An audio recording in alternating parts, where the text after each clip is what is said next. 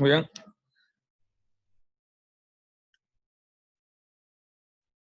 Bueno, una vez más, buenos días con todos, doctores, doctor José Rodríguez. En esta mañana, continuando el tema de exposiciones de este mes, vamos a hablar acerca de la contractura de Dupuytren o enfermedad de Dupuytren, ¿no? Bueno, quiero empezar haciendo un recuento histórico acerca de esta enfermedad. Eh, Se menciona que más o menos en el año de 1614 hacen la referencia en alusión a esta enfermedad, ¿no? eh, un personaje llamado Felix Plater en Basel, en 1808. Esto también menciona a Henry Clive acerca de la patología de esta enfermedad, ¿no? Bueno, no siendo así que en 1823 Cooper describe una contractura de la fascia palmar y la diferenció de las contracturas producidas por afectación en los tendones flexores y de sus vainas. Eh, es así que esta enfermedad de Dupuytren eh, fue descrita mm, por, tal vez por más específicamente por Cooper, ¿no? Solo que él no dio un tratamiento quirúrgico o la corrección como, o mayor datos de corrección, ¿no? Es por eso de que en 1832, Jallieu y Dupuytren, un francés, esto hacen mayores alcances acerca de esta patología, ¿no? Y sobre todo hace hincapié en lo que respecta al manejo, al tratamiento, ¿no? Y es debido a ello de que esta enfermedad lleva el nombre, ¿no? De Jallieu y Dupuytren. Dupuytren, ¿no? O contractura de Dupuytren. Entonces, como definición, eh, esta es una enfermedad progresiva que se caracteriza básicamente por una fibrosis, ¿no? A nivel de la aponeurosis palmar, seguida por engrosamiento y acortamiento de esta aponeurosis y, y en toda la extensión de esta aponeurosis, ya sea hacia su extensión la parte digital, ¿no? Eh, Se considera básicamente como una alteración o un desorden fibroproliferativo en esta aponeurosis, ¿no? Con respecto a la epidemiología, tenemos que este es un desorden fibroproliferativo y de etiología y patología en realidad no es tan exacta, ¿no? A pesar del tiempo que pasó y los estudios que se han hecho, no se ha llegado exactamente a determinar la causa en realidad, ¿no? Pero se puede considerar como que puede ser influido por diferentes causas, como vamos a ver más adelante. Eh, un dato epidemiológico es que esta se presenta de forma bilateral en el 70% de los casos, ¿no? Además, esto tiene un predominio por la mano derecha. Tal vez dentro de los factores predisponentes epidemiológicos tenemos la edad, que sobre todo data en el grupo etario de 50 a 70 años, ¿no? Dentro de este grupo etario, de 50 a 60 años, predomina más el sexo masculino, ¿no? Una relación de 5 a 1. Y a partir de 60 a 70 años, más o menos, el sexo se va equiparando, siendo así que a partir de los 70 años hay más predominio de mujeres, relación 2, 3 a 1, menciona, ¿no? Eh, con respecto a la raza, se ha visto de que es más frecuente o hay una mayor prevalencia en aquellas personas de raza blanca, sobre todo del norte de Europa, ¿no? Eh, y se ha visto de que es menos frecuente o raro en individuos asiáticos y mucho más infrecuente en los afroamericanos. También se postula que hay un factor fuerte en la cuestión hereditaria genética, ¿no? Esta es una tabla de comparación de las características de pacientes con contractura de Dupuytren en diferentes series y estudios que hicieron. Como podemos apreciar, por ejemplo, en Alemania, España, Noruega, Australia, Estados Unidos, Holanda y acá en Latinoamérica, Colombia, ¿no? La cual se evidencia que la afectación en ambas manos tiene un buen porcentaje, pero entre ellas la más frecuente derecha-izquierda y la derecha, ¿no? También respecto al sexo, los varones son más frecuentes, la edad media es la que más o menos con lo que mencionamos, y la comparación que hacen estos estudios es sobre todo algunos factores asociados, como en este caso la diabetes, ¿no? Que ven con una alta frecuencia o una frecuencia considerable de pacientes diabéticos asociados a enfermedad de Dupuytren, ¿no? Es así que dentro de las etiologías, de la etiología, como habíamos mencionado, no hay una causa eh, que defina o como causa básica de esta enfermedad, ¿no? Pero se ha considerado el factor hereditario como, un, como una causa de asociación fuerte, ¿no? Hacia esta enfermedad. Además, también como otros factores modificables, como el alcohol, ¿no? Otro que no modificable, la raza, como habíamos mencionado, la raza blanca, el uso de tabaco también, que se menciona que puede estar asociado, ¿no?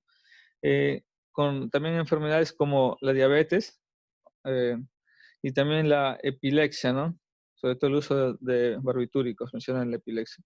Con respecto a la ocupación, se ha visto de que esta enfermedad está relacionada sobre todo a aquellas personas que trabajan con máquinas vibradoras o perforadoras, ¿no?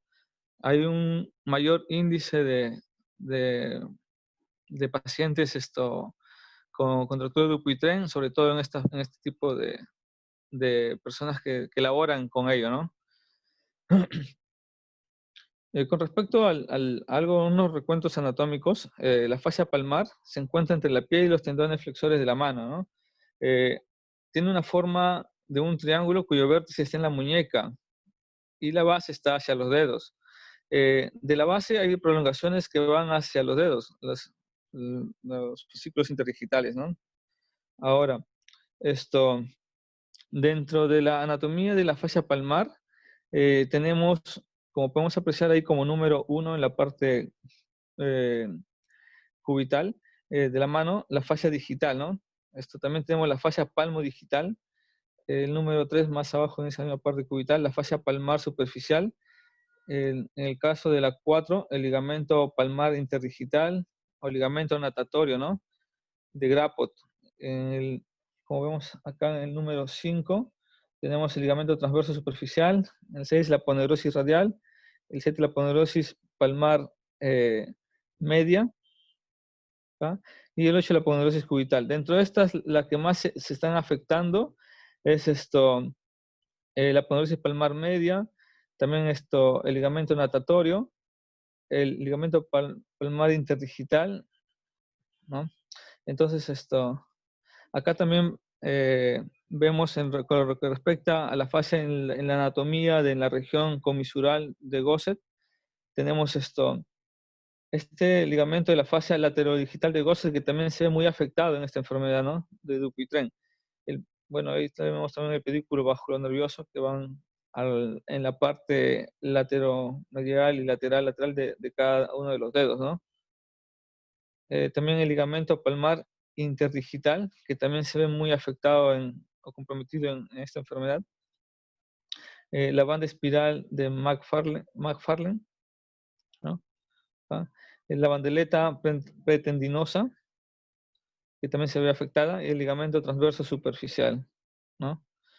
Y en lo que respecta a la anatomía de las fascias digitales, tenemos al ligamento de Grayson.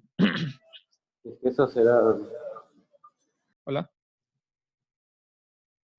Ya, acá tenemos el ligamento de Grayson, que también es uno de los ligamentos de mayor afectación en esta contractura de Dupuytren, ¿no? Así como los ligamentos palmar interdigitales, también la bandeleta pretendinosa, el ligamento de Cleland, que tal vez no se afecta mucho el ligamento de Cleland, la fascia laterodigital, la banda en espiral, el ligamento transverso superficial, que sí es uno de los más afectados, ¿no?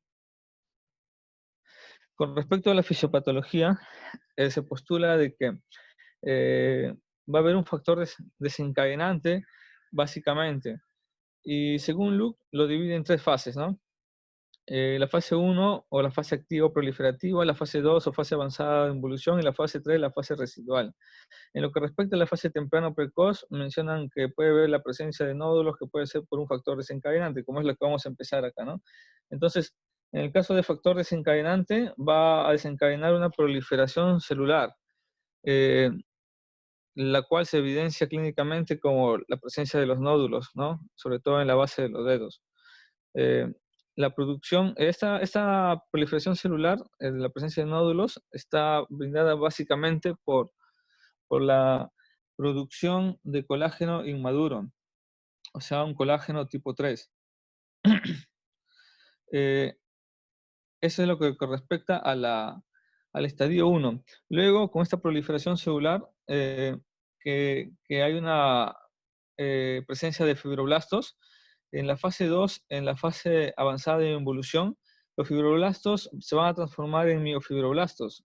Esto va a evidenciarse en un proceso de contracción con alineamiento de las fibras de colágeno, ¿no?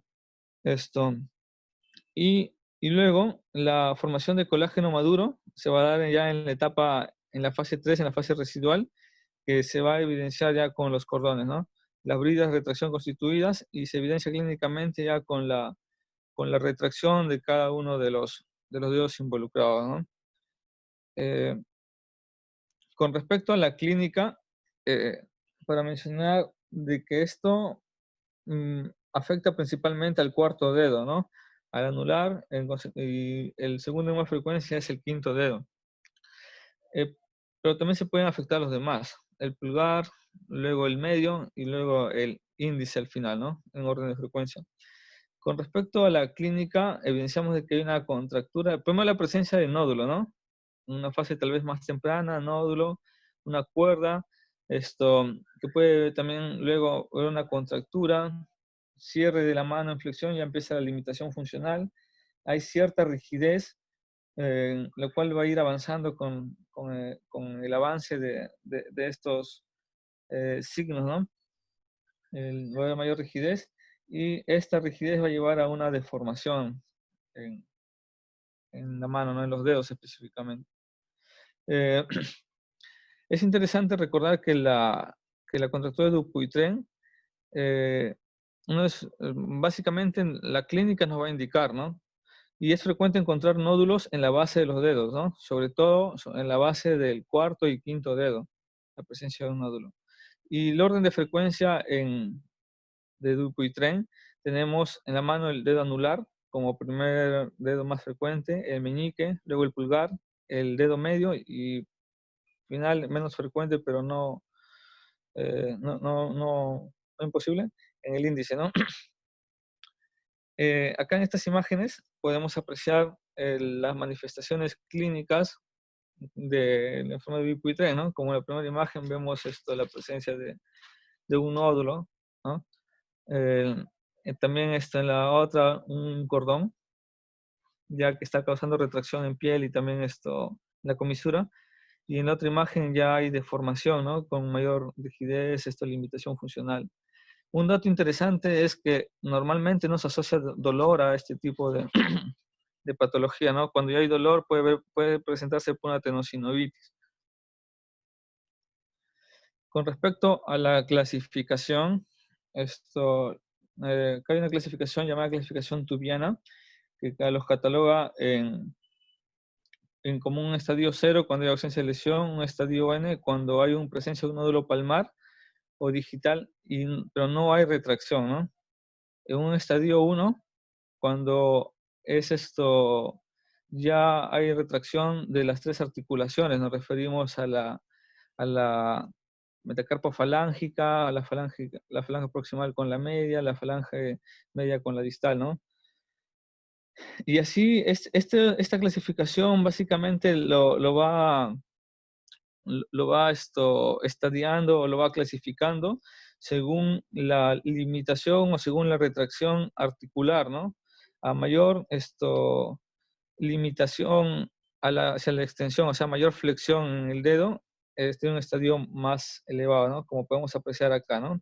Entonces, el déficit de extensión tanto de los dedos como podemos a ver en la clasificación tubiana. Menciona si es que hay un déficit entre 0 a 45 grados como clasificación estadio 1, ¿no? Entre 45 y 90, un estadio 2, entre 90 y 135, un 3, y si es que hay un déficit de 135, mayor de 135, ya esto, el 4, ¿no? Así como también hay una clasificación de Gisselen que menciona esto, sobre todo en la afectación, en la articulación se llama la carpofalángica, si se compromete la interfalángica proximal o la interfalángica distal, ¿no? Y en esta imagen, tal vez es la clasificación o grado de clasificación de la enfermedad de Dupuytren, en la cual en el grado 1 se menciona de que hay la presencia de nódulos solamente y no hay limitación, ¿no? En el grado 2 ya hay presencia de cuerda donde ya empieza a haber ciertas retracciones, y en el grado 3 la cuerda se hace tensa y se flexiona, y hay flexión de los dedos con retracción, rigidez, limitación, ¿no? Hacia la extensión. Entonces, como diagnóstico, es básico una buena historia clínica, ¿no? La cual esto va a abordar lo que es la anamnesis. Dentro de la anamnesis, el tiempo, curso, progresión de la enfermedad, además los factores de riesgo, factores posibles desencadenantes de esta enfermedad, ¿no? Y en lo que respecta al examen clínico, la visualización, el examen de lo evidente en la mano, ¿no? Además, también se puede hacer uso de unas pruebas, como por ejemplo la prueba de Weston, que se menciona que es una prueba de test de apoyo de la mano sobre una superficie plana, ¿no? O sobre la mano en la mesa, a lo que se refiere. Este test se cataloga positivo cuando no se consigue apoyar todos los dedos en la superficie plana, que los dedos tienen que estar extendidos, ¿no?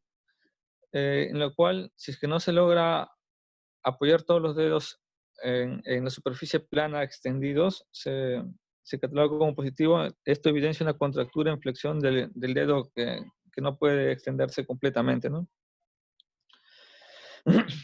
Dentro del diagnóstico diferencial de esta patología hay muchos. Dentro de los, tal vez tenemos que recordar o tener en cuenta tal vez una fibrosis postraumática o postquirúrgica por otras causas, pseudobridas, flexoarticulares, hiperkeratosis palmar ocupacional, deformidades en flexión de los dedos, de las manos espásticas en el caso de los PCIs, también quistes de inclusión, gangliones, tumores células gigantes, formación de cálculos y depósitos, nódulos de artritis reumatoide, etc. Con respecto al manejo, esta es una enfermedad que lo manejan bastante también los reumatólogos, ¿no? Ellos sobre todo con tratamientos no quirúrgicos o recomendando bastante fisioterapia, ¿no? Es así que podemos mencionar que dentro de los no quirúrgicos tenemos los tratamientos no invasivos, como por ejemplo el uso de vitamina A, E, colchicina, que sí se menciona sobre todo el uso de vitamina E, que hay cierta resultados beneficiosos, ¿no? Pero en estadios sobre todo recién iniciando, ¿no? Leve, se podría decir. Eh, es así de que a la larga no proveen resultados tan beneficiosos, tan satisfactorios, ¿no? También dentro de estos tratamientos no invasivos tenemos lo que es la fisioterapia, ¿no? La fisioterapia también se ha visto de que puede ayudar, pero como manejo definitivo no ayuda a la involución de esta patología, ¿no? Entonces en conclusión podemos decir con respecto a los tratamientos no quirúrgicos de que han demostrado ser insuficientes o inadecuados para el tratamiento de esta enfermedad, ¿no? También dentro de los no quirúrgicos se considera un tratamiento percutáneo con el uso de corticoides, que sí se menciona de que tal vez hay un poco más de satisfacción, sobre todo en el proceso inflamatorio, ¿no? Que permite una regresión parcial o casi total en estadios más tempranos, ¿no? Como por ejemplo en la clasificación tubiana de estadio 1 o máximo 2 se menciona, ¿no? Sobre todo en estadios 1. Pero también tiene una tasa de recidiva de aproximadamente de 1 a 3 años, ¿no? Se menciona que deberían colocarse por lo menos 3 sesiones de corticoides, ¿no? Para que haya una mejoría más al tanto. Otra de los tratamientos percutáneos que se consideran no quirúrgicos es la fasciotomía percutánea con aguja, ¿no? La cual puede haber una corrección inicial buena en un inicio, pero también hay una tasa de recidivas. Además, hacerlo percutáneo puede llevar a dañar tal vez parte del tendón o tal vez eh, el paquete vascular nervioso, ¿no? Va a hacer más daño. Entonces, esto también tiene una tasa de satisfacción, pero con una tasa ya estudiada de recidiva, sobre todo que aparece a partir del año, de los 3 años, ¿no? Sobre todo. Eh, Asociada a esta fasciotomía percutánea, actualmente se utiliza, o ya bueno, hace un tiempo se utiliza una fasciotomía asociada a una fasciotomía enzimática, ¿no? Se hace la fasciotomía y se coloca cual es la colagenasa, que se ha visto tal vez un mayor beneficio, también con una menor tasa de recidivas, ¿no? Incluso en estadios de clasificación tubiana de 3, 2, 3, ¿no? Con una, con una con un cierto grado de beneficio, ¿no? La tasa de recidiva también menciona que presenta tasa de recidiva, pero también tiene una buena tasa de complicaciones, ¿no? Con el uso de este tipo de enzimas, ¿no? Y el otro manejo es el tratamiento quirúrgico que vamos a ver luego, ¿no? Con respecto al uso de la colagenasa, la inyección de Histolyticum Clostridium de colagenasa en la lesión de la enfermedad de Dupuytren, es beneficiosa, se mencionan en estudios abiertos que realizaron, ¿no? Y en 2 ensayos aleatorios. Pero también los pacientes que recibieron este tipo de inyecciones con colagenasa desarrollaron ciertas complicaciones, ¿no? Como por ejemplo edema periférico, se presentó en 73% de esos pacientes, contusiones también, hemorragias en el sitio de inyección, dolor en el sitio de inyección persistente y dolor en la extremidad superior, ¿no? Entonces es importante también la técnica con la cual se va a realizar este procedimiento con la colagenasa, ¿no?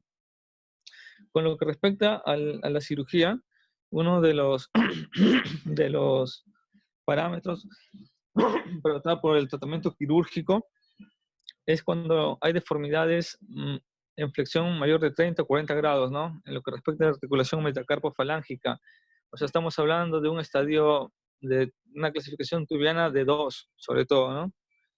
De 2 en adelante. O también cuando hay una limitación mayor a 20 grados en que es la articulación interfalángica proximal, ¿no? Dentro de estos tenemos, bueno, lo más básico es la fasciotomía, que puede realizarse por 2 vías, ya sea percutánea, que unos lo consideran como no quirúrgica, bueno, o en cielo abierto, ¿no? Que se puede aperturar el sitio donde se va a realizar la fasciotomía y se hace la escisión, ¿no? Igual esto tiene una tasa recidiva, como ya hemos mencionado, ¿no? Con respecto a la fasciotomía, a la fasectomía regional, esta fasectomía regional, esta fasectomía regional se realiza en la escisión de la fascia comprometida solamente, ¿no? Ya sea en la banda pretendinosa, el ligamento natatorio o las bandas que están involucradas afectando la limitación a la extensión en el dedo, ¿no? O en los dedos. La incisión se hace y se sutura con una técnica de setaplastías. Y hay diferentes técnicas que se mencionan, ¿no? Pero la incisión se hace en seta, o las setaplastías, que es como se conoce, ¿no? Con respecto a la fasectomía regional, se conoce de que tiene grave satisfacción postquirúrgica, sin embargo la tasa de recidiva también está presente. Y se menciona de que puede recidivar sobre todo en aquellas partes donde no estuvo comprometida antes la fascia, ¿no? Otra de las otra de las propuestas, manejo quirúrgico en esto, de contractura Dupuytren es la fasectomía radical o extensiva. Esta fasectomía total, radical o extensiva es la excisión completa de toda la aponeurosis palmar, los ligamentos natatorios y también las proyecciones hacia los dedos, ¿no? Lo posible, todas las bandas y cuerdas. La incisión se efectúa también de la misma manera, considerando la cetoplastía, ¿no? Con respecto a esto también hay ciertas tasas recidivas menos, pero también lo hay.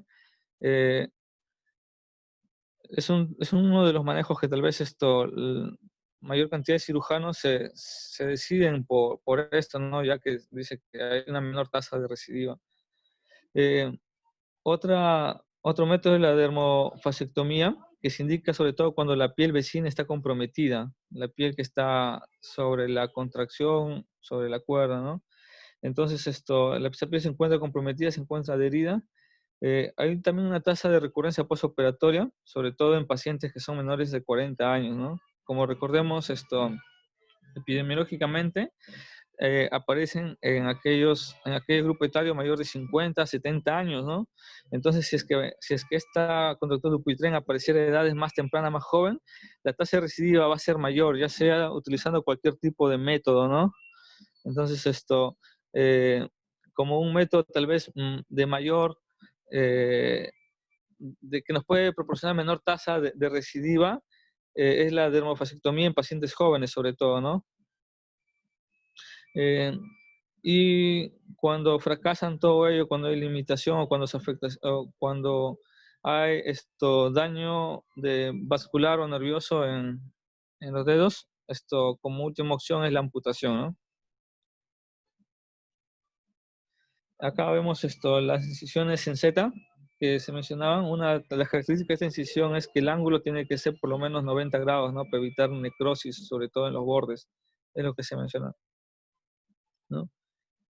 Ahí tenemos incisión de Brunner, diplastías Beye, la plastía de Mallinger, etc. ¿no? Hay varios tipos de plastías.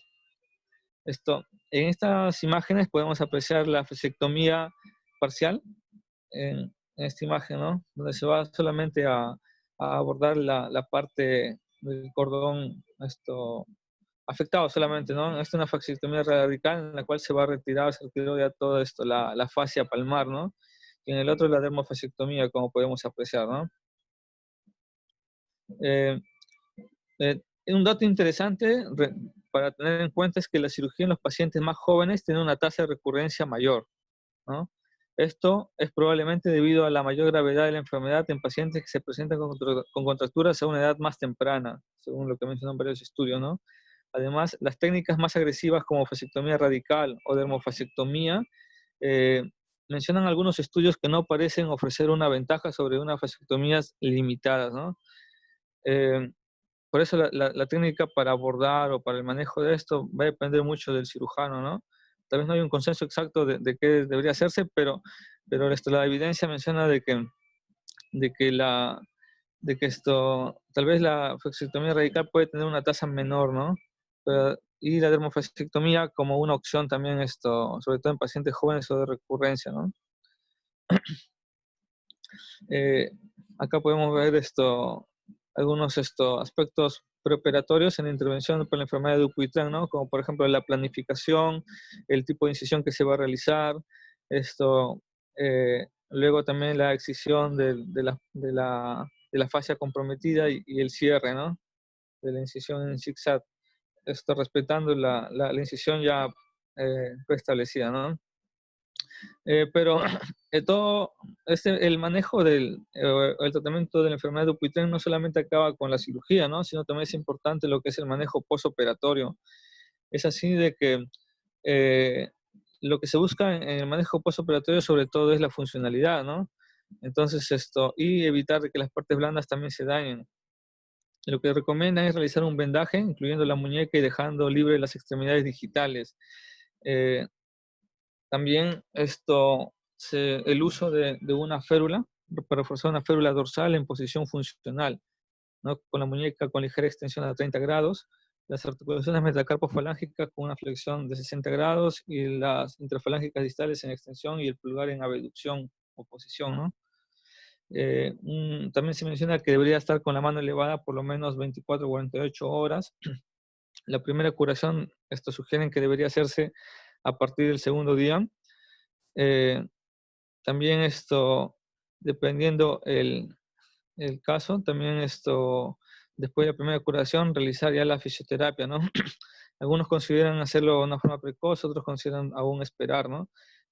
Lo cierto es que la movilización debe realizarse de una forma activa hacia la flexión, lo que mencionan, y realizar una movilización pasiva hacia la extensión. Esto también evitar o proteger lo que es las partes blandas, analgésicos para el dolor y también en algunos casos el uso de crioterapia para controlar el edema, ¿no?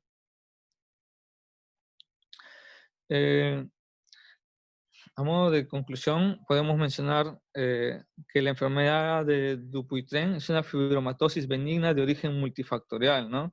Que afecta a las fascias palmares y digitales. La manifestación primero se va a dar por los nódulos palmares y después en ocasiones va a formar bridas fibrosas, ¿no? Esto evidenciándose en retracción de los dedos. Al final va a causar una discapacidad funcional. El tratamiento en un inicio es sintomático, ¿no? El tratamiento de primera elección es la fasciotomía con una aguja, lo que se hace normalmente para poder liberar o dar mayor función al dedo, ¿no? Entonces pero también la fasciotomía quirúrgica se asocia a un resultado más duradero, ya pero a costas de más complicaciones y de un postoperatorio más largo. Recordemos que el objetivo del manejo o el tratamiento de la enfermedad de Dupuytren es proveer nuevamente funcionalidad, ¿no? Y evitar limitación. Entonces, el, el tratamiento el tratamiento adecuado va a depender básicamente en qué circunstancias o en qué condiciones se encuentra el paciente en el determinado momento en que se evalúa, ¿no? Bueno, gracias. Si es que hay un aporte.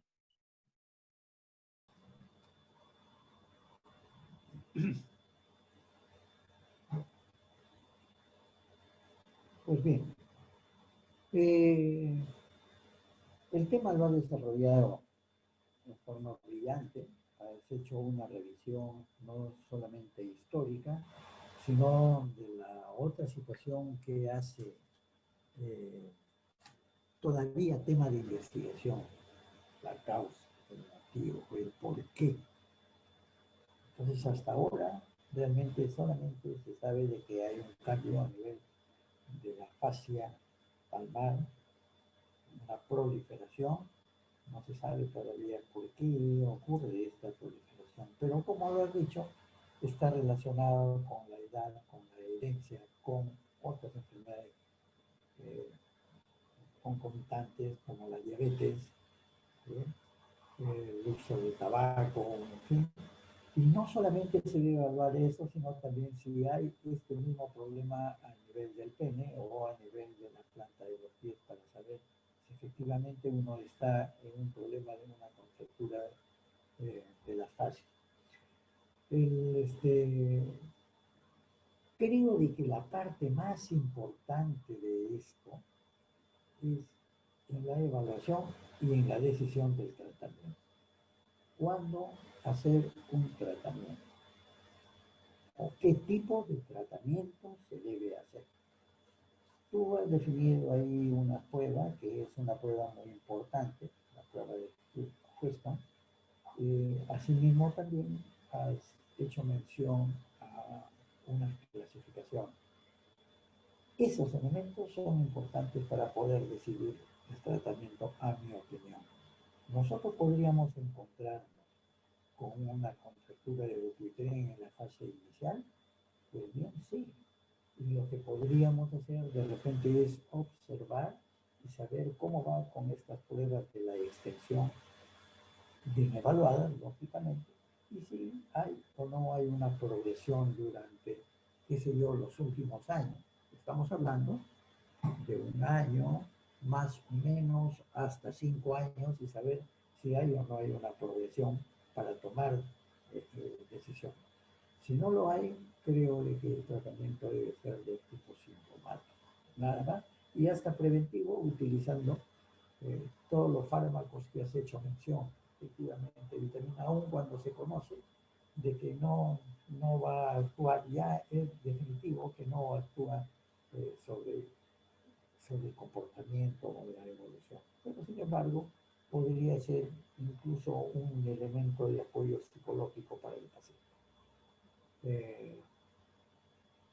Luego viene cuando ya empieza esto a formarse angulaciones, y creo de que el punto de quiebre está en la angulación de 30 grados para arriba. O sea, 30, 40 grados para arriba. No estoy completamente seguro acerca de la cifra y las angulaciones, pero creo de que a esas angulaciones uno ya debe definitivamente plantear algún tipo de tratamiento. Y es la indicación de hacer tratamientos mediante la fasectomía con agujas, la colocación efectivamente de enzimas las colagenasas, las enzimas proteolíticas, en fin, ese tipo de ayuda que sabemos de que de alguna manera también en esa fase estoy ayudando bastante. Y lo otro es si hay una contractura bastante amplia, de tal manera que causa verdaderamente una impotencia funcional en la extensión, el tratamiento quirúrgico, ya sea fascia abierta, amplia, o solamente en la parte de los tendones. Yo he tenido la oportunidad de, puede decir, de tratar en dos estadios. En un estadio con liberación, con aguja, liberación, no sé con quién lo dijimos, acá en el hospital, con liberación y nada más, y no hay tanta satisfacción, y efectivamente sí se observa de que hay un hematoma como elemento residual. Y también he tenido la oportunidad de, no de tratarlo yo, sino de colaborar en el tratamiento en una fasciectomía amplia, que es muy, bueno, es muy traumático, hay un sangrado muy importante, sí hay de alguna manera una extensión inicialmente, si no es completa, pero más o menos una extensión lo permisible para poder hacer una recuperación de función. No he hecho seguimiento al paciente de estas fasciectomías amplias, pero sí lo he hecho con lo de la liberación con aguja, de tal manera que sí sé más o menos hacia dónde apunta. Bueno, definitivamente creo de que es un problema de que ahora están avanzando más en las investigaciones y el tratamiento acerca de planificar cuál es el mejor tratamiento. Es una enfermedad que va en progreso con el tiempo, o sea, con la edad. No es una enfermedad de que progresa rápidamente, sino hay una progresión que acompaña, y eso nos da la oportunidad a poder tomar decisiones respecto al tratamiento. Muy bien, Ismael, un caso muy interesante. Estos son los casos que, si bien es cierto, no es de todos los días, pero cuando se presenta nosotros debemos conocer qué es lo que debemos hacer o cómo debemos plantear el tratamiento en nuestro paciente. Sí, doctor, gracias.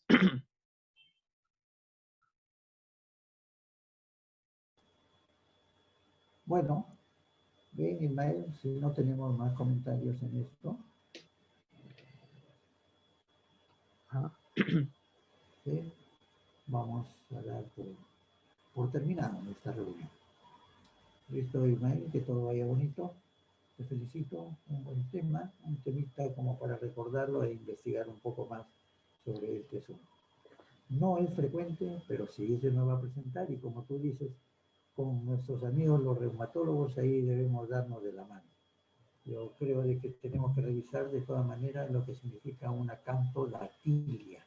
¿Y qué cosa es una campodactilia? Revisarlo plenamente para saber qué es y cómo se trata ese problema también. ¿Ok? Listo. Muy buenos días para todos. Chao, chao, chao. Gracias. Buenos días, doctores.